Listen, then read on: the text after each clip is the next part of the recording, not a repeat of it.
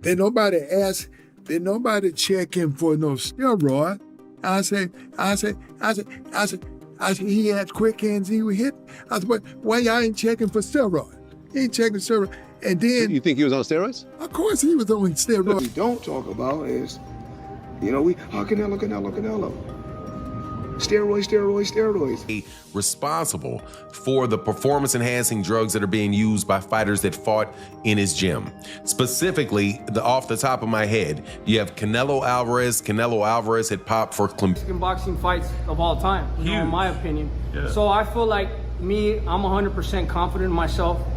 If Canelo was 100% confident in himself, I don't know why he wouldn't fight me. Especially since, seeing that everybody in his team is on steroids, which means including him, so he never got off. You think steroids. he's on steroids? Of course. How sure. does five? You saw De La Hoya How do five people out of your camp get tested positive for steroids? Right. You know what I mean? No, all those fucking dudes in that camp are dirty. What happens when legacy, skill, and suspicion collide in the ring? The stage is set. Canelo Alvarez versus Terence Crawford, a battle that's bigger than belts. It's about dominance. It's about legacy. And for some, it's about trust. Canelo's journey is legendary. Titles across multiple weight classes, brutal knockouts, a name that draws millions. But the shadow of performance-enhancing drugs has followed him since 2018, when he tested positive for clenbuterol ahead of the Gennady-Golovkin rematch. His explanation: contaminated meat. Drug test before his big Triple G fight in May, and he's blaming Mexican cows. All right, here's the deal. 2 months until the rematch with Gennady Golovkin on May 5th is going to be the big fight, and he's been taking drug tests leading up to the fight, standard operating procedure. This time he popped for a substance called clenbuterol, which is a banned substance. As a matter of fact, it helps you cut weight. A lot of people use it illegally to cut weight while maintaining muscle mass. He is saying he did not cheat. He's not a cheater. I did not intentionally take clenbuterol. Problem is, I've been training in Mexico and eating contaminated cow beef. That's what he's saying. There's a problem apparently in Mexico where some of the cattle are being injected with clenbuterol, which helps cows. It's illegal in the United States, but some places outside the United States, even some places in the United States, will use clenbuterol to grow bigger cows, to up the protein content in the meat. And he's saying that what he had was contaminated meat because his training center is in Mexico and there's a problem with Mexican meat down there. He even issued a statement saying, quote, "I'm an athlete who respects the sport, and this surprises me and bothers me because it had never happened to me. I will submit to all the tests that require me to clarify this embarrassing situation, and I trust in the end the truth will prevail." So far, the fight with Gennady Golovkin is still on. He's still dead set on making... Don't talk about is, Canelo. Steroids. They don't talk about that. So we don't know. We really don't know all the fighters he beat. He could have been not clean in a lot of fights. Canelo, and the list goes on and on about athletes that's been cheating. Been accused of cheating or been proven? No, been proven too. This been proven. Yeah. Oh, with Canelo. Oh shit, I didn't know. This been proven. Lance Armstrong. Okay. And then Canelo talking about it was the steak that it was the meat that he was eating. So okay, now you eating, I guess now you're eating steroid cows. Man, these boys. The sanctioning bodies accepted it. Many fans didn't. Now, ahead of his clash with Crawford, that conversation is back. Fighters like David Benavidez and even Floyd Mayweather are raising red flags. Benavidez questions why multiple fighters from Canelo's camp, trained by Eddie Reynoso, have tested positive. Greatest Canelo came out, the one that you guys seen that fought Triple G the first time. Bro, dude popped dirty for clenbuterol, bro. Why do you think the second fight didn't happen? So, for me seeing that was the best Canelo I've ever seen. But that was Canelo off of steroids. Everybody else that he fought Amir Khan, he fought Daniel Jacobs, he fought, what the f is his name, Billy Joe Saunders, Caleb Plant. These guys are all weak, bro. So for me, that's why I feel like I see Canelo Alvarez and I see like, he's not as good as everybody thinks. Because the best one that fought Golovkin that first time was off clenbuterol. That was the best Canelo I've ever seen, and that's why he looked so good, because he was off clenbuterol. So with the Canelo, he even got suspended for like 7 months. So it's guaranteed he was guaranteed took it. He said that he ate meat that was tainted in Mexico. Now let me ask you that question. I've talked to people. They said for him to test positive off a piece of meat. Serious accusations about his gym. And the accusations are that people, or at least the implications are, that he is the one that is providing performance-enhancing drugs or is in some way responsible for the performance-enhancing drugs that are being used by fighters that fought in his gym. Specifically, off the top of my head, you have Canelo Alvarez. Canelo Alvarez had popped for clenbuterol 2 times. For Fahim Satur, I'll say that he did it 2 times, even though I think it was for the same fight. But Canelo Alvarez popped dirty for clenbuterol 2 times. You have Luis Nery, who had tested positive, but I think Luis Nery tested positive before he was with Eddie Reynoso. Then you have Ryan Garcia, who popped dirty after he left Eddie Reynoso and went over to Derek James. And then you have Oscar Valdez. Oscar Valdez popped dirty while he was with Eddie Reynoso, but at the time he was still allowed to fight. You also clearly see that you have an issue with the fight that's coming up with Canelo Alvarez and Terrence Crawford, in that you have one guy that tested positive and you have another guy that looks like he's using in order to get up and continue to climb up weight classes. At a certain point in time, and this is something that Rolly Romero has said, certain point in time, your body just doesn't do that. At a certain point in time, your body just doesn't do it. I'm 6'2", 200, and should weigh about 210, closer to 250, but I should weigh about 210.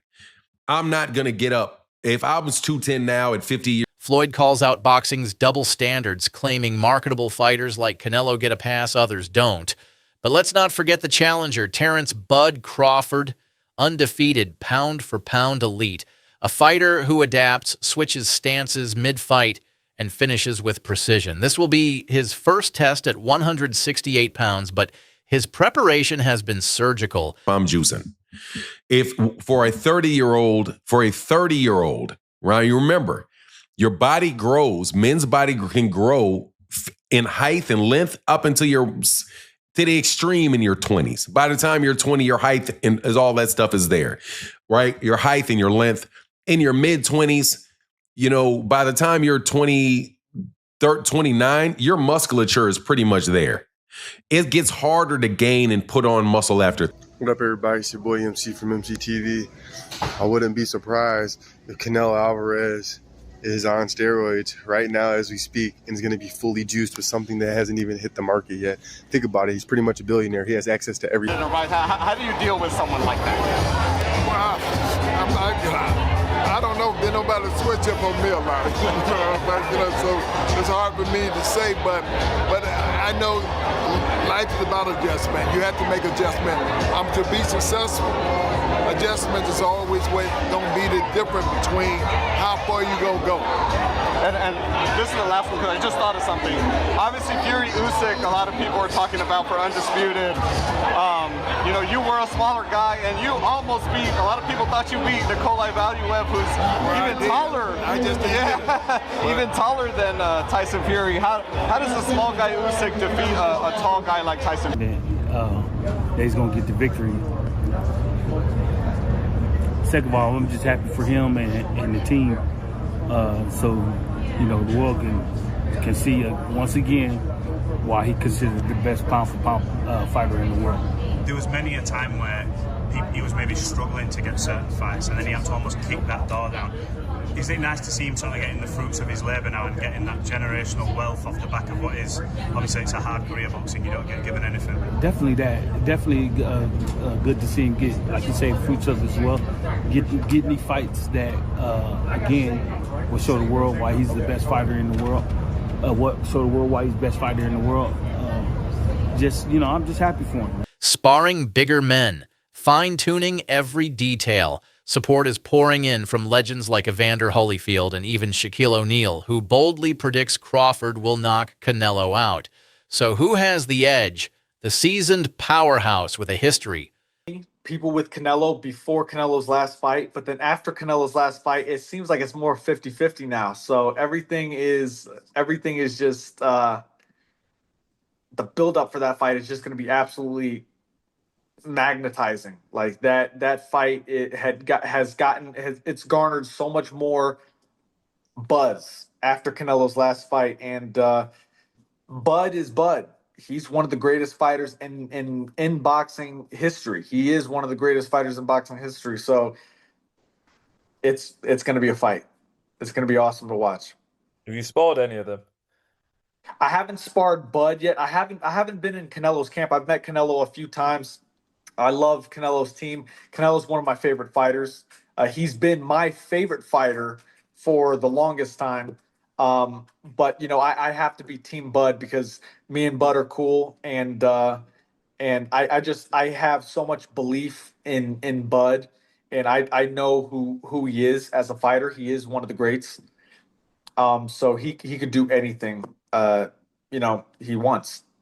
And being around both of them and seeing how they work and train and things like that, what makes both of them the fighters they are, in your opinion? I've watched Bud, so what for Bud in particular, he's calm in everything he does, and that kind of calm is scary to watch because it shows experience. You can see that he's been doing this for decades. You can see it with his shadow boxing. You talking about the one fight right now, Terrence Crawford versus Canelo. Who do you got? I gotta go Terrence Crawford. Terrence Crawford? Yeah. Why? He's the best ever. Really? You think he's the greatest ever? Yeah. Over Ali, Muhammad Ali? I didn't know you were a big Terrence Crawford fan like that. You have to understand that there's eras, and in different eras, you can bring out the titles. Like, for example, Joker's the best big man now. Right. And I don't like. You put Joker over you as the best big man? Oh. Different eras and different time. It's not my era, not my time now. True. It's their time. So he's the greatest big man in the NBA right now. So I let the people decide who that. But right now, Terrence Crawford is the best. So and Floyd, because Floyd has never lost. So how does Terrence beat Canelo? Decision? He's or gonna knock him out. He's going to knock Canelo out? Yes, man. So they're going to have the fight at the Vegas Stadium, Raider Stadium. You're going to be there? I heard it was off. No, it's back on. Okay. Now yes, it's back on. It's in September 13th in Vegas. Yeah, I'll be there. You'll be there. Front row? Front row? Of course. All right, cool. Both glorious and controversial, or the technical genius moving up in weight, looking to shock the world. And here's the bigger question. Can we truly separate past PED allegations from a fighter's legacy, or will this fight be the defining chapter in a career still under the microscope? Triple G on Bud's resume. There's no Trout on Bud's resume. There's no Daniel Jacobs on Bud's resume. Canelo is the one that's fought the elite level opposition. It's Canelo that fought Laura. There is no Laura on Bud's resume. There is no Laura on Bud's resume. Bud has never faced a multiple division champ. Bud has never faced a multiple division champ. Yeah, but Bud is an elite boxer. So you're an elite boxer, but you haven't fought elite. It's a fight that that most of the people don't give Crawford a chance because of the size, but he's got skills, man. He's got skills. He's got good speed, good footwork. That's why I do give him a chance. You do give? I do give Crawford a chance, of course. You know, Canelo's last few fights, you know, he does his work. He gets work done, but never does that little extra to please or to he knows he doesn't need to anymore, so he's just comfortable enough with just securing the win. He became a businessman, and I think that could be something in favor. Crawford, on the other hand, he has been walking down his fighters, and people don't see that but me. For some reason, when I had that tape, people were screaming cat. And it's like David Evander, Errol Spence, Sean Porter, Gamboa, a meme machine. Even against Madrimov, the way he won the fight was by fighting. It wasn't Floyd Mayweather sticking. This guy has been too athletically gifted, and I mean explosive, hard punching, and too strong for his ops. When he's in orthodox, he boxes more. When he switched, he becomes a puncher. And now he's coming out southpaw. He ends you. He is not, you gotta watch him fight. He does do athletic things where his hands and his feet work together, and he catches you for sure. But what he mostly do is he punishes and he bullies his op, because he walks you down and whips your ass. Let me know what you think in the comments. Is Crawford catching Canelo at the right time? Or will Canelo prove, once again, that greatness overshadows doubt? Hit that like, smash subscribe, and get ready. Because this isn't just another fight. It's a moment that could change boxing forever.